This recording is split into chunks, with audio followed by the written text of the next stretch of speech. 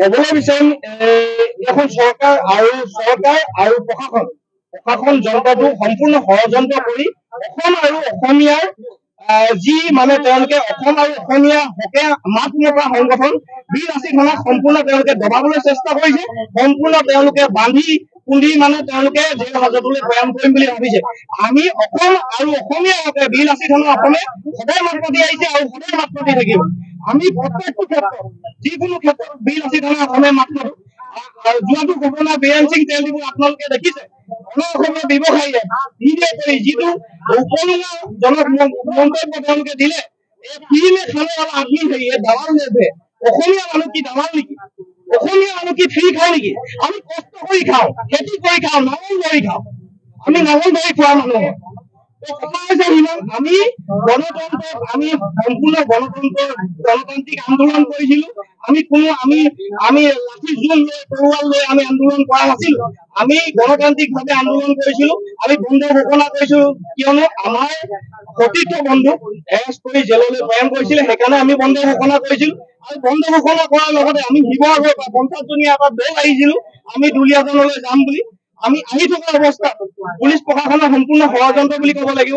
তেওঁলোকে যিহেতু জানে যে যিহেতু শিৱসাগৰত যদি শৃংখল চলীয়া ডাঙৰীয়াক এৰেষ্ট কৰে, তেতিয়া শিৱসাগৰত বীৰ লাচিত থানাৰ শক্তিটো আটাইতকৈ বেছি, আৰু বীৰ লাচিত থানাৰ শক্তিটো বেছি হোৱাৰ কাৰণে উৎপাত সৃষ্টি হ'ব আৰু আন্দোলন ডাঙৰ হ'ব। সেইকাৰণে তেওঁলোকে শিৱসাগৰত এৰেষ্ট নকৰি আহি পেলাই ডিব্ৰুগড় ডিষ্ট্ৰিক্ট যেতিয়া সোমাইছে, তেওঁলোকে ডিব্ৰুগড় ডিষ্ট্ৰিক্টত আহি মৰাণ থানাৰ ওচৰত আগুচি ধৰি শৃংখল চলীয়া হয় লগতে 30জন সৈনিকক একেলগে আটক কৰি তেওঁলোকে জেল হাজতলৈ প্ৰেৰণ কৰিছে। আৰু তেওঁলোকে যদি ভাবিছে যে পুলিচ প্ৰশাসনে যদি ভাবিছে আমাৰ বীৰ লাচিত থানাৰ সৈনিকসকলক এনেকে হেণ্ডকাফ লগাই যদি জেললৈ প্ৰেৰণ কৰি আমাৰ যিহেতু আন্দোলন স্তব্ধ কৰিম বুলি ভাবিছে, সেইটো সম্পূৰ্ণ মিছা। আমাৰ বীৰ লাচিত থানাৰ সৈনিক আমি সদায় আন্দোলন কৰি যাম, অসম আৰু অসমীয়া স্বাৰ্থত আন্দোলন কৰি যাম। দেশ দিবলৈ কি আমি প্ৰাণ দিবলৈ সাজু আছো। ধন্যবাদ। আৰক্ষী প্ৰশাসনৰ ভূমিকা বুলি যদি আমি গণতান্ত্ৰিক মাধ্যমে এটা গণতান্ত্ৰিক নাগৰিক হিচাপে যদি কওঁ যে শূন্য শূন্য কেৱল মাত্ৰ শূন্য, এই যে বিগ জিৰ' বুলি কওঁ, এই জিৰ', এই যে প্ৰতিশ্ৰুতি বুলি কওঁ, এটা প্ৰতিশ্ৰুতিক ধোৱা তুলসী পাত সজোৱা এখন চৰকাৰ কেৱল মাত্ৰ চৰকাৰ, ভুৱা প্ৰতিশ্ৰুতি প্ৰদান কৰা চৰকাৰ, আৰু এই ভুৱা প্ৰতিশ্ৰুতি প্ৰদান কৰা চৰকাৰৰ দ্বাৰা পৰিচালিত হোৱা এইখন আচলতে জিলা প্ৰশাসন। তাতকৈ আৰু কবলৈ নাই যে যিখন জিলা প্ৰশাসনক মুকলিমূৰীয়াকৈ আমি কৈছো যে যিটো পৰিৱেশ পৰিস্থিতি হল, পৰিস্থিতিটো কি? আজিৰ তাৰিখত স্বাভিমানী এজনী খিলঞ্জীয়া কণমানি পঢ়ি থকা কলেজীয়া ছোৱালীয়ে যদি এটা জাতীয়তাবাদী কবিতা লিখি জেল হাজতলৈ প্ৰেৰণ কৰি দিয়া হয়, তাৰ পৰিৱৰ্তে বহিৰাগত এজনী ছোৱালীয়ে মুকলি আকাশৰ তলত এখন ভিডিঅ'ত তুচ্ছ তাচ্ছিল্য কৰি হিন্দী ভাষাত ইমান লজ্জাজনকভাৱে গালি কৰাৰ পাছত এই ছোৱালীজনীৰ এগেইনষ্টত বিভিন্ন ধৰণৰ এজাহাৰ দাখিল কৰাৰ পিছতো আজিৰ তাৰিখত অসম চৰকাৰে যিটো মৌনতা অৱলম্বন কৰিছে, আজিৰ তাৰিখত এটা কথা বীৰ লাচিত সেনা অসমৰ তৰফৰ পৰা কবলৈ বাধ্য হৈছো, কেৱল মাত্ৰ এখন চৰকাৰ বহিৰাগতৰ হাতত বিক্ৰী কেৱল মাত্ৰ বিক্ৰী। যদি আদানী আৰু আম্বানীৰ কথাও যদি কওঁ, আজিৰ তাৰিখত মোৰ পিঠিতে ভুৱা গোচৰ এটা ঢাপি দিব। সিদিনা উলংগ বাবাৰ প্ৰতিবাদত যোৰহাটৰ পৰা মোৰ লগতে মোৰ সতীৰ্থ কেইবাজনকো জেল হাজতলৈ প্ৰেৰণ কৰা হৈছিল। সেয়া আছিল জাতিৰ কথা, সেয়া আছিল জাতিৰ সংগ্ৰাম, সেয়া আছিল বেটিৰ সংগ্ৰাম, সেয়া আছিল আমাৰ ধৰ্মীয় সংস্কৃতিৰ সংগ্ৰাম। নৎসাত কৰি আমাক ধৰণৰ ধোৱা তুলসী পাতৰ এটা ষড়যন্ত্ৰ।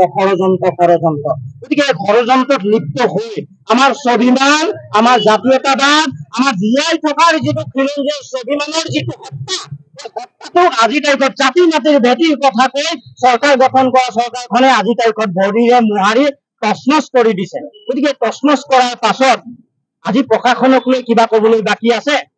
ঠিক জিৰ' কেৱল মাত্ৰ জিৰ', পিছত কোনো সংখ্যা দিয়াৰ প্ৰয়োজন আজিৰ তাৰিখত নাই। এই অপ্ৰয়োজনীয়তা এই চৰকাৰ, এই অপ্ৰয়োজনীয়তা মিথ্যাচাৰী চৰকাৰৰ দ্বাৰা পৰিচালিত হোৱা প্ৰশাসন, এই প্ৰশাসনৰ ক্ষেত্ৰত কেৱল মাত্ৰ আজিৰ তাৰিখত আমি হাতযোৰ কৰিছো বীৰ লাচিত সেনা অসমৰ তৰফৰ পৰা, হাতযোৰ কৰিছো অসমবাসী ৰাইজ, আজি আপোনালোক একত্ৰিত হওক।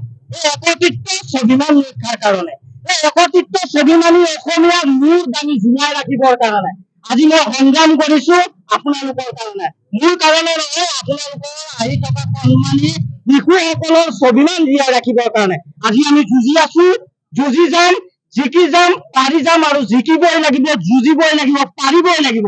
এই মানসিকতাৰ মাজত বীৰ লাচিত অসম সমগ্ৰ সতীৰ্থ আজি আছো। এই সতীৰ্থৰ স্বতঃস্ফূৰ্ত স্পষ্টবাদিতাৰ ফলত আজি শৃংখল চলিয়া বীৰ দপৰে আজি তাৰিখত যে হাজোতলৈ যাবৰ কাৰণে সাজু হৈ আছে, তাৰ আগদিনাখনৰ পৰাই গৈ আছে স্পষ্টবাদিতাৰে স্পষ্টভাৱে। গতিকে অসমবাসী ৰাইজক কেৱল মাত্ৰ আমি সহযোগিতা বিচাৰিছো, অসমবাসী ৰাইজক কেৱল মাত্ৰ অনুৰোধ জনাইছো, 83 চনৰ আন্দোলনৰ সেই 855 জন শ্বহীদৰ আত্মাই আজিৰ তাৰিখত ৰিঙিয়াই মাতিছে।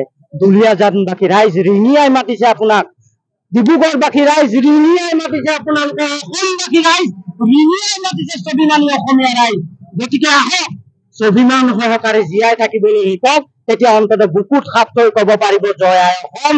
তেতিয়া বহিৰাগতৰ মাজত, বহিৰাগতৰ সমসমীয়া মতত বিক্ৰী হোৱা এখন চৰকাৰ, এখন জিলা প্ৰশাসন সন্মুখতে ধূলিৰ দৰে নৎসাত হৈ যাব। এয়া সময়ৰ আহ্বান, সময়ে কাকো ৰেহাই নিদিয়ে। গতিকে সেই সময় আহিব, কেৱল মাত্ৰ বিচাৰিছো আপোনালোকৰ সততা, কেৱল মাত্ৰ বিচাৰিছো বীৰ লাচিত অসমৰ প্ৰতি বিশ্বাস, আৰু এই বিশ্বাস আপোনালোকে ৰাখক। নিশ্চয়কৈ আমি এই বিশ্বাসক বাস্তৱ ৰূপায়িত কৰিবৰ কাৰণে সদায় সংগ্ৰাম কৰি আছো, কৰি যাম, আৰু শৃংখল চলিয়াই মুকলি আকাশৰ তললৈ নহালৈকে এই সংগ্ৰাম তীব্ৰতৰ হব।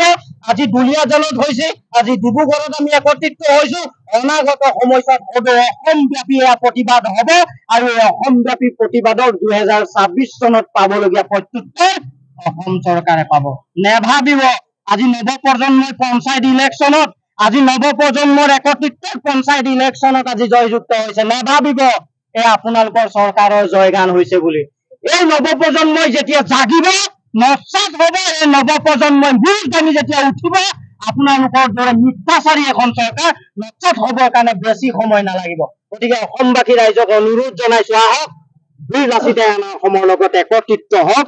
আজিৰ তাৰিখত যিমান বিলাক দল সংগঠনে স্বাভিমান ৰক্ষাৰ কাৰণে আজিৰ এই বন্ধ ঘোষিত এই সময়ছোৱাত একত্ৰিত হৈছে, সেই সকল ব্যক্তিৰ লগত একত্ৰিত হওক।